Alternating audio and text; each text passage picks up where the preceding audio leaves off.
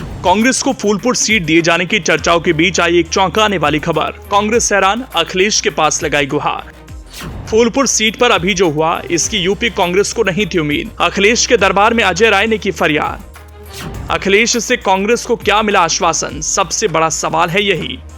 उत्तर प्रदेश में लोकसभा चुनाव के बाद राजनीतिक पार्टियों की एक बार फिर अग्नि परीक्षा होने जा रही है। लोकसभा चुनाव के करीब 5 महीने बाद सूबे की 9 विधानसभा सीटों पर उपचुनाव होने जा रहे हैं। इन सीटों पर होने वाले उपचुनाव के लिए सियासी बिसात बिछाई जाने लगी है। एक तरफ सपा कांग्रेस की इंडिया गठबंधन है, तो दूसरी तरफ भाजपा और उसके सहयोगी दल। सीटों के बंटवारे को लेकर दोनों ही धड़ों में गहमा गहमी देखी जा रही है। वहीं सीटों के बंटवारे को लेकर राहुल गांधी और अखिलेश यादव के बीच बातचीत हुई है, जिसके बाद ऐसी खबरें आने लगी कि सपा फूलपुर सीट कांग्रेस को दे सकती है। कहा जाने लगा अब कांग्रेस यूपी में चुनाव लड़ेगी। 2 नहीं 3 सीटों पर कांग्रेस की दावेदारी होगी, क्योंकि तीसरी सीट फूलपुर अखिलेश की ओर से राहुल को गिफ्ट के तौर पर मिली है। लेकिन अब जो खबर आई है, उससे एक बार फिर अखिलेश से राहुल गांधी जरूर बात करेंगे, फिर से गुहार तो जरूर लगाएंगे।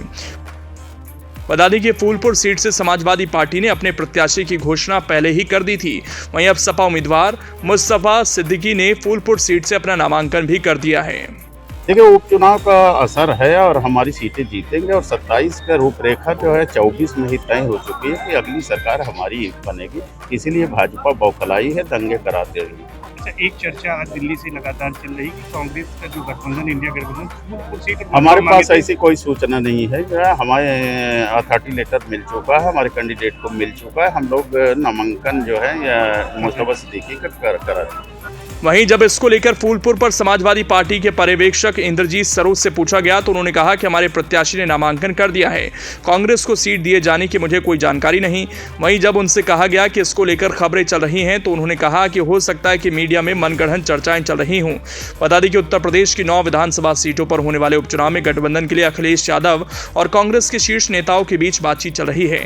कहा जा रहा है अखिलेश यादव अलीगढ़ की खैर और गाजियाबाद सीट कांग्रेस को देने के लिए तैयार हैं, लेकिन कांग्रेस पार्टी इससे संतुष्ट नहीं। कांग्रेस अपने लिए प्रयागराज की फूलपुर सीट की मांग भी कर रही है, लेकिन सपा ने यहां से पहले ही अपने प्रत्याशी के नाम का ऐलान कर दिया है।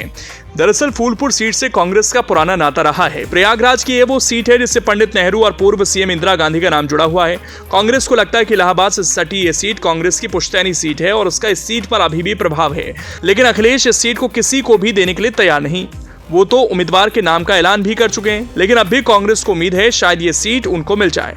अगर बात 2022 विधानसभा चुनाव की करें, तो सपा प्रत्याशी मुस्तफा सिद्दीकी को महज 2723 वोटों के अंतर से भाजपा प्रत्याशी प्रवीण पटेल ने हराया था। वहीं 2024 में हुए लोकसभा चुनाव में फूलपुर विधानसभा सीट पर समाजवादी पार्टी के प्रत्याशी अमरनाथ मौर्य को लगभग 18,000 की लीड मिली थी। कांटे की टक्कर में जीत हार का फैसला सिर्फ 4,332 वोटों से हुआ था और बाजी भाजपा के हाथ लगी थी। मुस्तफा सिद्दीकी जी का जो है नामांकन कराया आप लोगों ने, किस तरह से इस सीट पर आप प्रभारी भी हैं, क्या उम्मीद कर रहे हैं? ये सीट अभी हम लोग माननीय अमरनाथ सिंह मौर्य जो लोकसभा का चुनाव लड़े, वो 18,000 से सीट जीते हैं। तो समाजवादी पार्टी की जो है जीत वहाँ पर हो चुकी है और उसी जीत को हम लोग कायम रखेंगे।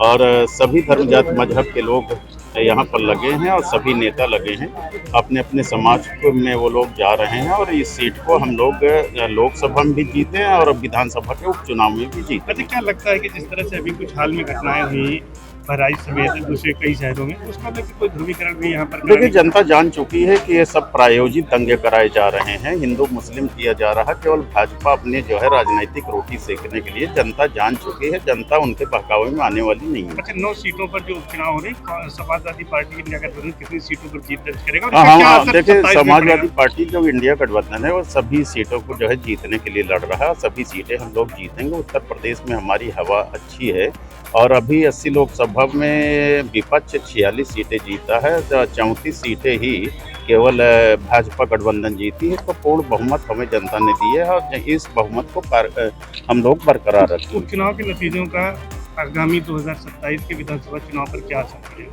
देखिए, उपचुनाव का असर है और हमारी सीटें जीतेंगे और 27 का रूपरेखा जो है 24 में ही तय हो चुकी है कि अगली सरकार हमारी बनेगी। इसीलिए भाजपा बौखलाई है, दंगे कराते रही। अच्छा, एक चर्चा आज दिल्ली से लगातार चल रही कि कांग्रेस का जो गठबंधन इंडिया गठबंधन फूलपुर सीट, हमारे पास ऐसी कोई सूचना नहीं है। हमारे अथॉरिटी लेटर मिल चुका है, हमारे कैंडिडेट को मिल चुका है। हम लोग नामांकन जो है मुस्तफा सिद्दीकी का करा दें।